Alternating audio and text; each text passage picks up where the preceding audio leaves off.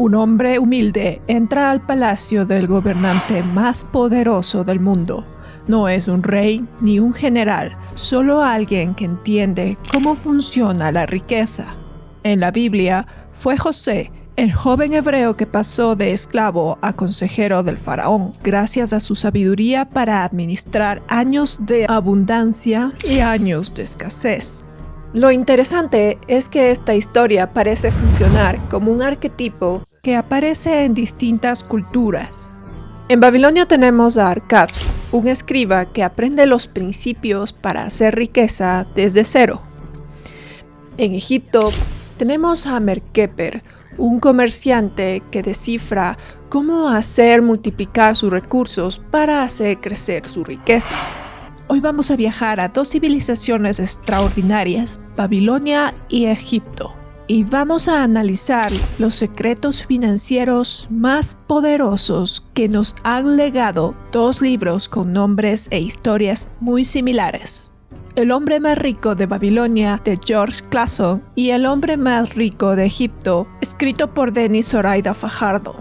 Primero, El hombre más rico de Babilonia no es un retrato histórico real de la cultura babilónica. Aunque históricamente Babilonia fue una de las ciudades más ricas y avanzadas de la antigüedad. De aproximadamente 1800-500 a.C., tenía comercio internacional, préstamos con interés, contratos escritos en tablillas de arcilla, contabilidad, inversión en tierras y comercio. En realidad, este es un libro de educación financiera a través de parábolas ambientadas en la antigua Babilonia. De hecho, George Clason lo publicó en 1926 como pequeños folletos para enseñar a la gente a ahorrar, administrar su dinero e invertir mejor. Pero ¿qué sabía un esclavo en Babilonia que muchos ignoran hoy? La diferencia entre la riqueza y la pobreza no está en el tiempo, sino en la estrategia. Mucho antes de los bancos o la bolsa, ya existían principios para hacer crecer el dinero. En Babilonia, una de las ciudades más ricas y avanzadas del mundo antiguo, ubicada en lo que hoy conocemos como Irak, Babilonia no era solo famosa por sus murallas enormes y sus jardines colgantes. Fue un centro financiero, un lugar donde el comercio, el crédito, la producción y el intercambio de bienes hacían que la riqueza fluya constantemente. En ese contexto nació el personaje que simboliza la riqueza inteligente, Arkad, el personaje central de El hombre más rico de Babilonia. Arkad no nació rico. No era príncipe, ni siquiera hijo de comerciantes poderosos. Era un joven común que decide aprender y aplicar ciertos principios financieros que cambiarían su vida. Arkad es un humilde escriba que, cansado de trabajar duro sin ver frutos, se siente motivado por el deseo de disfrutar las cosas buenas de la vida y dejar de ser un espectador de la riqueza ajena. Por eso, aprovecha la oportunidad de aprender de Algamish, un prestamista inmensamente rico, a quien le propone tallar gratis una tablilla de arcilla durante toda la noche a cambio de que éste le revelara su secreto. Algamish acepta el trato y le enseña la lección que cambió su destino. El camino a la fortuna comenzó el día que decidió que una parte de todo lo que ganaba le pertenecía a él y no a sus proveedores. Arkad entendió entonces que al separarse siempre al menos el 10% de sus ingresos antes de pagar cualquier deuda o gasto, dejaba de trabajar para los demás y empezaba a construir su propio tesoro. La primera lección que Arkad nos deja es simple, pero profunda. Págate a ti primero. ¿Qué significa esto? Significa que antes de pagar cuentas, antes de comprar ropa, antes de comprar comida o gastar en ocio, apartas una porción de lo que ganas. Arkad recomendaba históricamente al menos un 10%. Todo esto se traduce a automatiza tus ahorros. Haz que una parte de tu ingreso vaya directamente a una cuenta de inversión antes de que tú tengas la tentación de gastarlo. En términos de negocio, piensa que si no reservas capital para invertir, no tendrás combustible para hacer crecer tu empresa ni tu libertad financiera. La segunda gran lección de Babilonia es: haz que el dinero trabaje para ti. Ahorrar dinero está bien, pero si solo lo guardas bajo el colchón, lo escondes o lo dejas en una cuenta donde no genera nada, tu dinero pierde poder adquisitivo con el tiempo. En cuanto a esto, Arkad aprendió por las malas que no se debe confiar en cualquiera para manejar los ahorros. Cuando Arkad empezó a ahorrar su primer oro, cometió un error. Decidió darle su dinero a Asmur, un fabricante de ladrillos, para que viajara a Fenicia y comprara joyas baratas con la idea de venderlas después en Babilonia y obtener ganancias. El problema fue que Asmur no sabía nada sobre joyas. Cuando llegó a Fenicia, los comerciantes lo engañaron y le vendieron vidrio o cristales de colores, haciéndolos pasar por piedras preciosas. Cuando regresó a Arkad, descubrió que había perdido todo su dinero. Una lección que Algamish le grabó con fuego al decirle que aquel que acepta consejos sobre sus finanzas de alguien que no es experto en la materia, pagará con sus ahorros para demostrar su falsedad.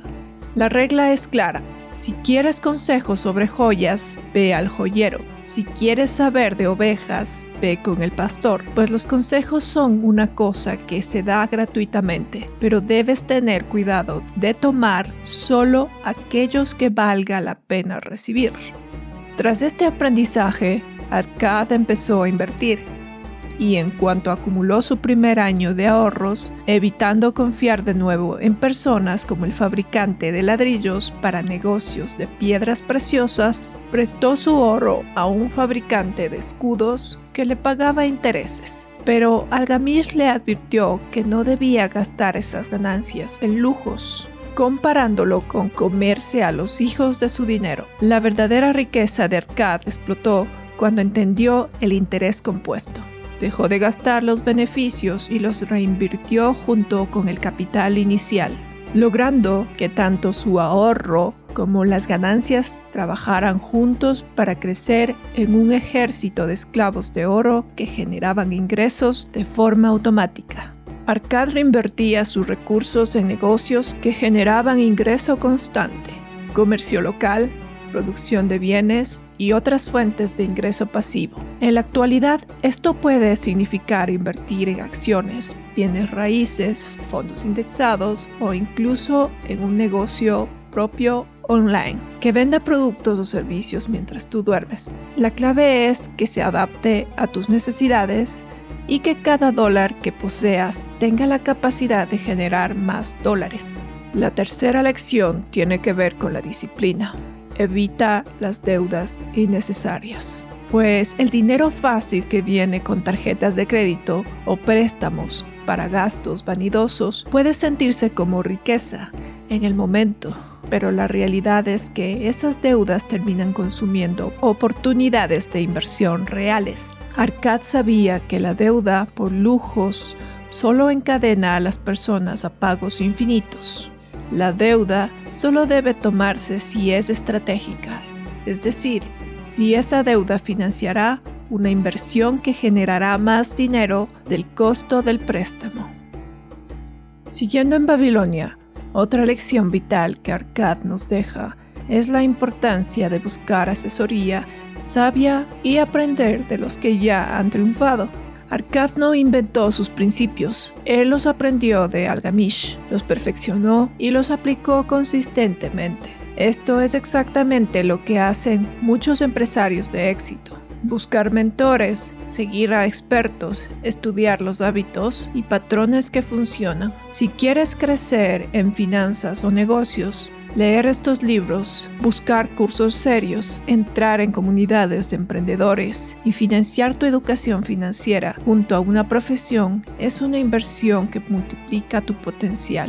Además, Arcad nos enseña que la disciplina y la constancia son más importantes que la suerte, pues las oportunidades que prometen riqueza rápida suelen llevar a la pérdida del oro. La riqueza de Arcad no llegó de la noche a la mañana, no fue resultado de un golpe de suerte o un premio repentino, fue el resultado de seguir un método durante años. Esto es uno de los puntos más importantes que debes entender. El dinero no llega por accidente, llega por trabajo y hábito. La última lección importante del hombre más rico de Babilonia, y que se enlaza perfectamente con los negocios modernos, es la de proteger tu patrimonio y hacerlo crecer con inteligencia. Arcad diversificaba sus inversiones para no poner todos sus huevos en una sola canasta. Por ejemplo, invertía en negocios de comerciantes, prestaba dinero a comerciantes que lo usaban para comprar mercancías y venderlas con ganancia. Luego le devolvían el dinero con intereses. Además, invertía en tierras y agricultura. Financiaba proyectos de tierras o cultivos que generaban producción y, por lo tanto, ingresos. Adicionalmente, préstamos con garantía. Arcad también prestaba dinero a personas, pero solo cuando había una garantía o una forma clara de recuperar el oro. Hoy en día, esto podría significar no invertir solo en un activo, sino en una combinación de inversiones, un negocio, bienes raíces, inversiones digitales. Los 5 principios de oro que Arcad termina enseñando son: el oro llega fácil a quien guarda al menos 1/10 parte de lo que gana. El oro trabaja y se multiplica cuando se invierte sabiamente. El oro se protege cuando se invierte con personas que saben manejarlo. El oro se pierde cuando se invierte en cosas que uno no entiende. El oro huye de quien busca ganancias imposibles o demasiado rápidas. Las 7 reglas o curas para una bolsa vacía. Empieza a llenar tu bolsa. Controla tus gastos. Haz que tu oro trabaje para ti. Protege tu dinero de pérdidas. Haz de tu vivienda una inversión rentable. Asegura ingresos para el futuro. Mejora tu capacidad para ganar dinero. Ahora viajaremos a Egipto, una civilización legendaria y aún más antigua, que existió aproximadamente entre 3100 a.C. y 30 a.C., conocida por sus pirámides y por una economía compleja basada en agricultura, el comercio, la industria textil y las rutas comerciales. El libro El hombre más rico de Egipto, de Denis Zoraida Fajardo, utiliza un enfoque similar en El hombre más rico de Babilonia, de George Clason. Presenta historias ambientadas en el antiguo Egipto para enseñar lecciones sobre dinero. Estas historias no son hechos históricos, sino relatos educativos inspirados en el funcionamiento de la economía antigua. Diversos papiros demuestran que ya existían contratos de préstamos, alquiler de tierras, pago de salarios, administración de granjeros y registros contables, lo que evidencia una organización económica avanzada. En el libro se presenta a Mercaper, un comerciante exitoso de Tebas, una de las ciudades más influyentes del antiguo Egipto, en el valle del Nilo. Mientras la mayoría buscaba el favor del faraón, un hombre común llamado Mercaper estaba construyendo un imperio basado en la inteligencia y no en la herencia. Su historia nos enseña que la riqueza no es solo dinero acumulado, sino conocimiento aplicado y relaciones estratégicas. Antes de convertirse en el próspero comerciante de Tebas que todos admiraban, Mercaper era un humilde agricultor. Su historia comienza desde la base de la pirámide social. Trabajaba la tierra en los campos del Nilo. Sin embargo, lo que lo diferenció del resto fue su insatisfacción constructiva y curiosidad por entender cómo funcionaba realmente la economía más allá de la cosecha. La primera gran lección de Mercaper: la educación es el único activo que no tiene techo. Mientras otros confiaban en la suerte, él aprendió contabilidad y liderazgo, porque entendía que si solo trabajas con lo que ya sabes, tu crecimiento se limita. Pero si mejoras tus habilidades constantemente, tu potencial de ingresos crece de forma exponencial. La segunda lección es la diversificación. Todo comenzó con la disciplina. Como agricultor, separaba una parte de su cosecha o del valor de esta antes de gastar en cualquier otra cosa. Este pequeño capital acumulado fue la semilla que le permitió dejar de trabajar solo con sus manos y empezar a trabajar con su mente. Menkêper no saltó de inmediato al comercio internacional. Empezó identificando productos que sobraban en una zona y faltaban en otra, como granos o telas. Compraba a bajo precio en el momento de abundancia y vendía con ganancia en tiempos de escasez o en mercados diferentes. Esta fue su segunda fuente de ingresos, el margen comercial. Una vez que el comercio le dio suficiente capital, no lo gastó en lujos, lo invirtió en financiar parte de las caravanas que recorrían las rutas del Nilo. Al aportar capital para el transporte de mercancías de otros, obtenía un porcentaje de las ventas sin tener que estar físicamente en todos los viajes. Esto creó su primer ingreso semipasivo. Con el tiempo, Menkêper se convirtió en el respaldo financiero de todos los comerciantes emergentes. Prestaba recursos a cambio de una participación en los beneficios de nuevas rutas comerciales o negocios de producción. Esto no diversificó su riesgo. Si una cosecha fallaba, sus ingresos de las caravanas o de préstamos lo mantenían a flote. Finalmente pasó de ser solo un intermediario a ser dueño de los medios. Invirtió en talleres de producción de telas y almacenes de grano, controlando toda la cadena de valor, desde la creación del producto hasta su venta final. En Tebas, Menkêper no dependía de una sola actividad, sino que creaba múltiples fuentes de ingreso a través de la producción y el comercio. Una regla que hoy nos obliga a no depender de un salario y a construir sistemas que nos protejan de cualquier crisis. Como tercera lección, Menkêper trataba su reputación y sus conexiones como oro puro. En un mundo sin redes sociales, el networking inteligente y la confianza eran sus activos más valiosos. En el mercado de Tebas, el fraude con el peso de los metales o la calidad de los granos era común. Menkêper se distinguía por la precisión absoluta. Prefería perder una ganancia pequeña a corto plazo entregando un producto superior que engañar a un cliente. Esto hacía que los compradores lo buscaran a él primero, reduciendo sus costos de marketing. Si Menkêper se comprometía a entregar una mercancía en una fecha específica, movía cielo y tierra para cumplirlo. En el comercio del Nilo, donde las crecidas o los bandidos podían retrasar ser conocido como alguien que siempre cumple, le permitía negociar mejores precios con sus proveedores, quienes confiaban en que él les pagaría puntualmente. Cuando un negocio salía mal, como una caravana perdida, Menkêper no se escondía, daba la cara ante sus socios y acreedores de inmediato. Esta honestidad en los momentos difíciles construía una confianza inquebrantable, lo que permitía que otros volvieran a invertir con él incluso después de un fracaso. Además, dedicaba tiempo a cultivar relaciones personales. No veía a otros comerciantes como competidores, sino como aliados potenciales. Al tratar a sus colaboradores y empleados con respeto y justicia, se aseguraba de que nadie hablara mal de él en las plazas, protegiendo su marca personal de forma orgánica, recordándonos que colaborar con otros y buscar mentores es acelerar el camino al éxito. La cuarta lección de Egipto es el uso de la deuda como palanca estratégica.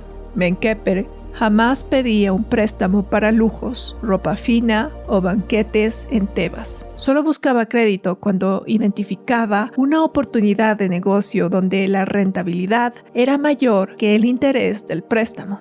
Por ejemplo, si detectaba que el precio de las telas de una región lejana le permitía duplicar su capital, pedía un préstamo para financiar el transporte y la compra masiva, en lugar de esperar meses a ahorrar el oro necesario para su próxima gran compra. Usaba el dinero de otros para adquirir mercancía de inmediato.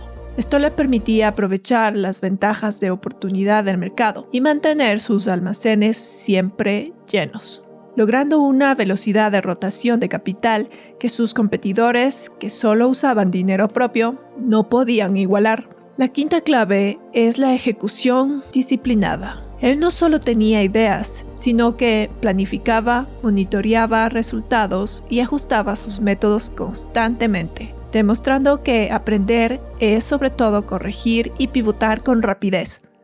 Menkheper no confiaba en su memoria. Llevaba un registro detallado de cada entrada y salida de mercancía, cada gramo de oro y cada pérdida por transporte. Esto le permitía monitorear resultados en tiempo real.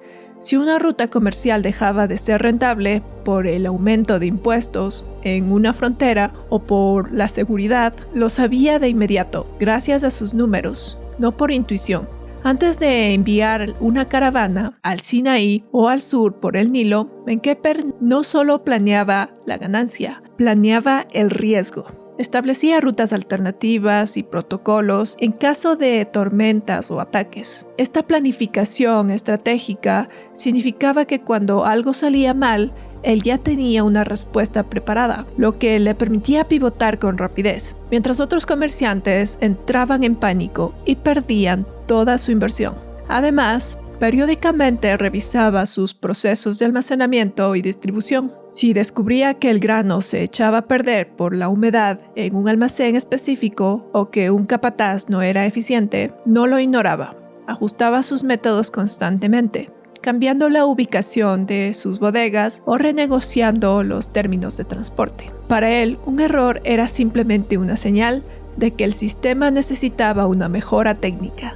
Cuando una inversión no daba sus frutos esperados, Menkheper tenía la disciplina de cortar de raíz. No se aferraba a un negocio por orgullo. Si los datos decían que el mercado de telas en Tebas estaba saturado, dejaba de importar telas de inmediato y movía su capital hacia el grano o los metales. Esa capacidad de corregir el rumbo basándose en la realidad del mercado es lo que definía su éxito. Finalmente, la lección más profunda es la creación de valor real. Menkheper prosperó porque resolvía problemas y llevaba productos importados donde no los había, probando que la verdadera riqueza nace de servir a los demás y satisfacer necesidades de forma innovadora. Al final, Menkheper nos demuestra que la prosperidad no es un privilegio de pocos, sino un resultado de la disciplina financiera, el riesgo acumulado y la persistencia inquebrantable de quien decide crear su propio destino. Si combinamos estas lecciones de Babilonia y Egipto, obtendremos un modelo completo para la riqueza y los negocios que funciona perfectamente en el mundo moderno. Aparta dinero para ti mismo. Invierte en activos que generan ingresos pasivos. Diversifica tus fuentes de ingreso. Educa tu mente y tus habilidades.